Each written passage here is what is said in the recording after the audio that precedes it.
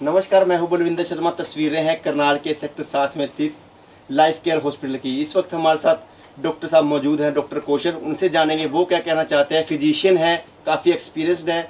जो बरसात का मौसम अब चालू है उसको लेकर क्या क्या बीमारियां पड़ना पड़ रही हैं, उनसे जानते हैं वो क्या बताना चाहते हैं। नमस्कार डॉक्टर साहब। नमस्कार जी। सर, बरसात का मौसम है, नई नई तरह की बीमारियां आ रही हैं, उसको लेकर आप क्या बताना चाहते हैं। किस तरह की बीमारियां पनप पड़ रही हैं, उनको कैसे दूर किया जा सकता है। देखो, इस समय कोरोना तो काफ़ी कम है इस समय। जैसे कि थर्ड वेव की तो आशंका है, वो तो बात की बात है कि आती है नहीं आती है। बट इस समय जो हम देख रहे हैं ओपीडी के अंदर काफ़ी लोग बुखार खांसी जुकाम के साथ आ रहे हैं जो कोरोना नहीं है, जिसको सीजनल फ्लू कह लीजिए या सिंपल सामान्य, जिसको हम पहले वायरल फीवर कहते थे। क्योंकि पुरानी बीमारियां कहीं चली नहीं गई हैं, वो भी यहीं पे हैं। सो हमें उनका भी ध्यान रखना है। तो ऐसे में खान पान का ठीक रखना, बरसात से बचना, वो बहुत ज़रूरी है।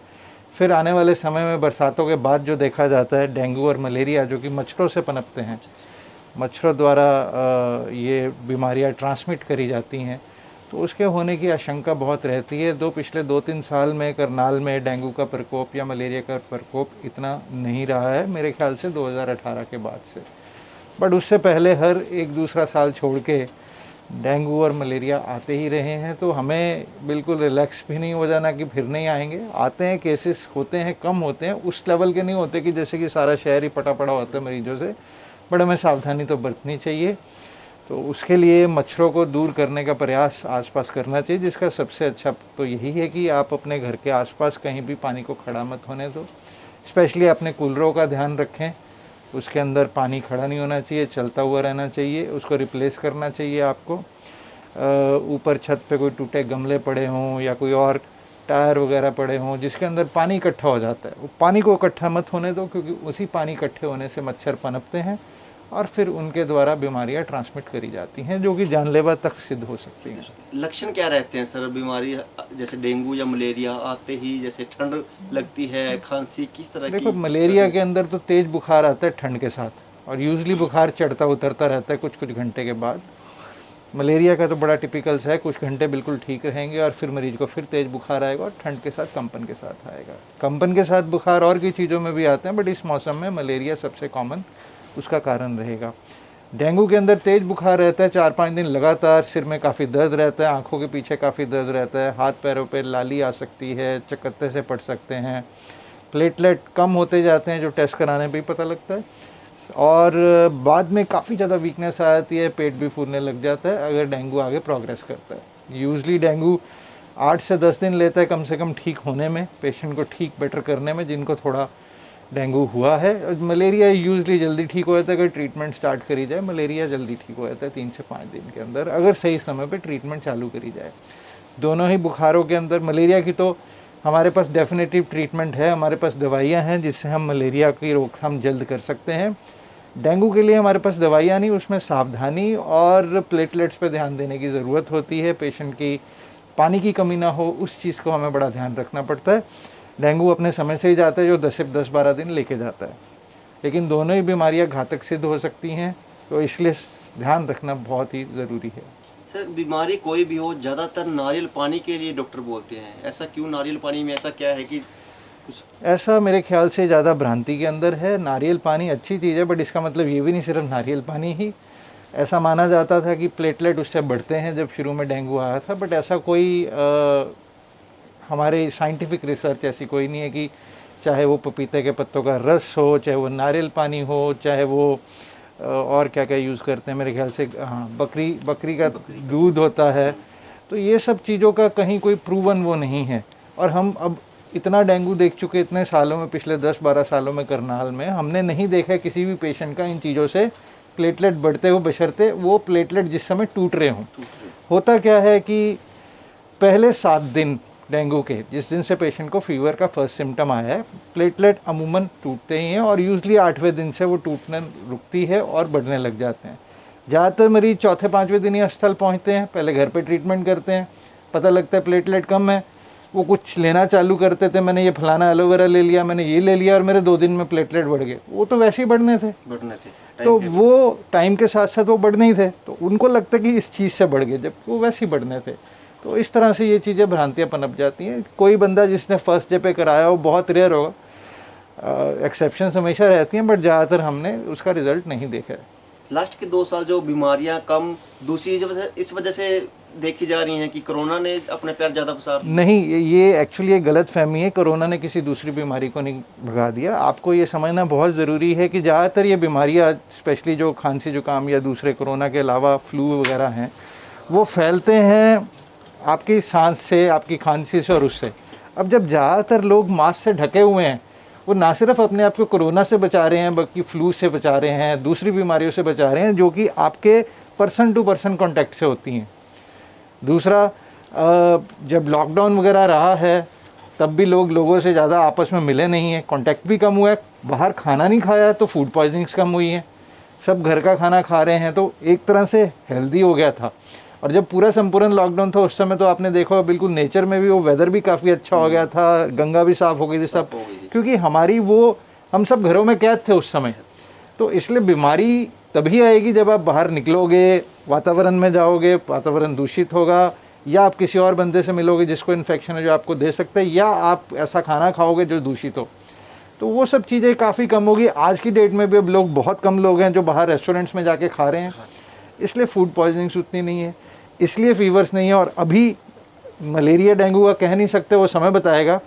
पिछले साल कोई खास बरसात नहीं हुई थी तो पिछले साल कोई मलेरिया डेंगू नहीं आया था। कोरोना ने दूसरी किसी बीमारी को भगा नहीं दिया, लेकिन जो कोरोना के लिए हम उपाय कर रहे हैं, उन उपाय से दूसरी बीमारियां भी दूर हो रही हैं।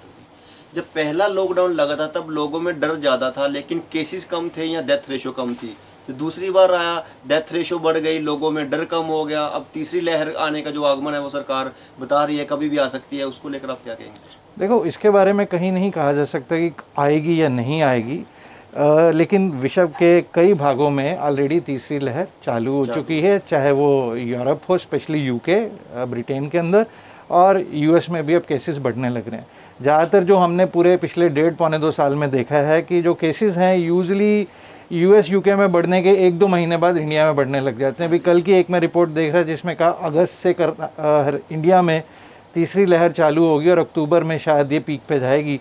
अब वो होगी या नहीं होगी ये कह पाना बहुत मुश्किल है, क्योंकि ऐसा भी सर्वे आए हैं जिसके अंदर ये पाया गया कि 75%, 70 से 75% हिंदुस्तान के व्यक्तियों में एंटीबॉडी मौजूद है, चाहे वो वैक्सीन के कारण जो इन्फेक्शन के कारण हो।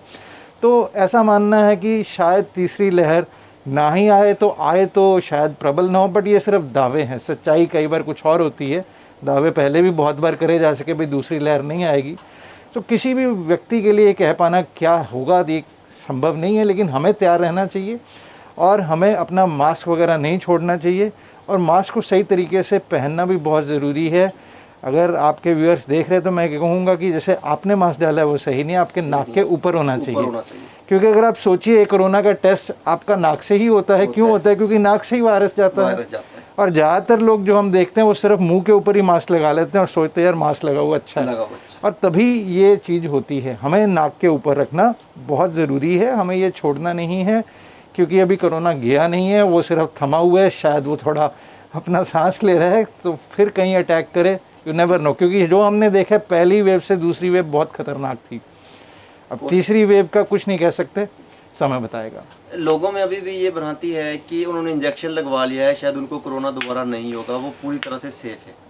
ऐसा नहीं है, इंजेक्शन लगवाने का बहुत फ़ायदा है और जिसने भी नहीं लगवाया उसको लगवा लेना चाहिए। क्योंकि होता क्या है कि इंजेक्शन आपको कोई गारंटी नहीं देता, बट इंजेक्शन से ये है कि आपकी बॉडी में एक पहले से ही फाइटिंग की एक ताकत आ जाती है।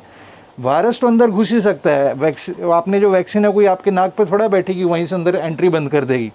अंदर घुसेगी तो वैक्सीन उससे लड़ सकती है, जो उस वैक्सीन द्वारा एंटीबॉडीज़ बनाई गई हैं, और जल्दी उस पर काबू पाया जा सकता है।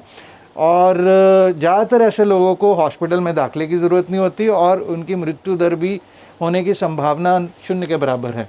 तो इसलिए वैक्सीन लगवाना बहुत ज़रूरी। मैं इसको सादी भाषा में समझाना चाहूँ तो जैसे एक हेलमेट या सीट बेल्ट आपकी एक्सीडेंट नहीं बचाते हैं, लेकिन एक्सीडेंट होने की सूरत में आपकी जान बचाते हैं।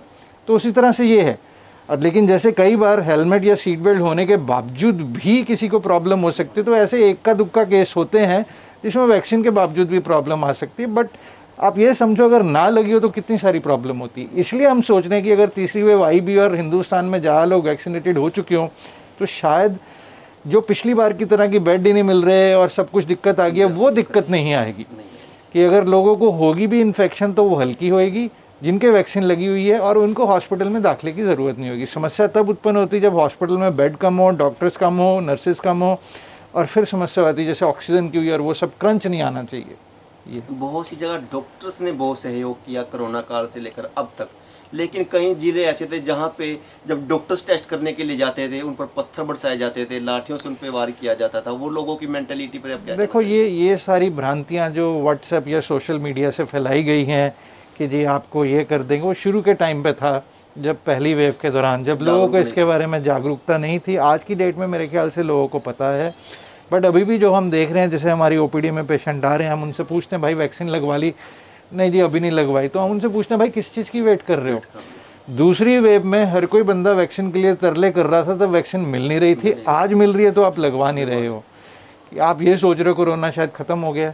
भाई दूसरी वेव में वो दिखा चुका है कि वो वापस पलटवार बहुत ज़बरदस्त कर सकता है, तो कोई नहीं जानता। स्पेशली जो दूसरे देशों में हो रहा है इस समय, तीसरी वेव आ रही है, तो हिंदुस्तान को ये लग नहीं है, यहाँ पे भी आ सकती है। हम सिर्फ एक अच्छी उम्मीद रख रहे हैं कि शायद ना हो, बट अपनी तैयारी रखना तो ज़रूरी है ना।